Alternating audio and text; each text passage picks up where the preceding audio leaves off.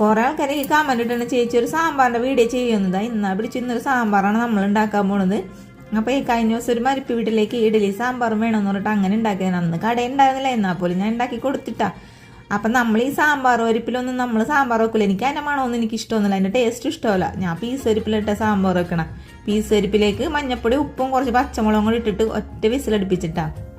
ഒരു വിസിലടിച്ചപ്പോൾ തന്നെ ഇത്രയും വെന്തിട്ടുണ്ട്. പിന്നെ ബാക്കിയുള്ളത് കഷ്ണങ്ങൾ ഇട്ടിട്ട് ഒറ്റ വിസിലും കൂടി അടിക്കാടാ. അപ്പം ഞാൻ എന്ത് ചെയ്യുന്നതെന്ന് അറിയാമോ, എല്ലാ കഷ്ണങ്ങളും ഇടും കേട്ടോ. കുറേ കഷ്ണങ്ങൾ ഇട്ടിട്ട് സാമ്പാർ വെക്കണേ എനിക്കിഷ്ടം. ചേന മാത്രം ഞാൻ ഇടൂല. ഇനി കുറച്ചും കൂടി വെള്ളം ഒഴിച്ചിട്ട് എന്ത് ചെയ്യുന്നറിയാമോ, ഒറ്റ വിസിലും കൂടി അടുപ്പിക്കാനായിട്ട് വെച്ചിട്ടുണ്ട്. അതവിടെ നിന്ന് വേണ്ടേ നമുക്ക് വെണ്ടയ്ക്കയും തക്കാളിയും മുരിങ്ങാക്കോലൊക്കെ അരിഞ്ഞെടുക്കാം കേട്ടോ.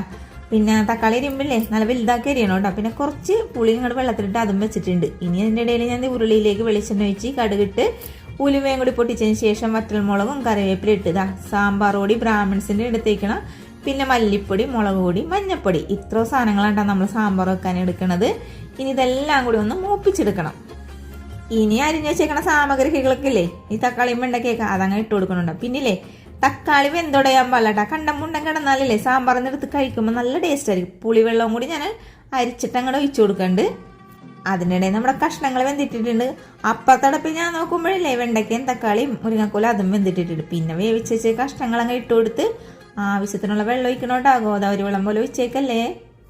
ഇനി ഇച്ചിരി കായപ്പൊടി ഇട്ട് കൊടുക്കണ്ട. ഞാൻ LG കായപ്പൊടി ഉപയോഗിക്കണം. കുറച്ച് ഉപ്പും കൂടി ഇട്ട് കൊടുത്തിട്ടുണ്ട്. പിന്നെ നമ്മളെ ശർക്കര ഇടാറുണ്ട് കേട്ടോ. സാമ്പാറിൽ നല്ല ടേസ്റ്റ് ആയിരിക്കും. കുറച്ച് മല്ലിയിലും ഇട്ടിട്ടാ.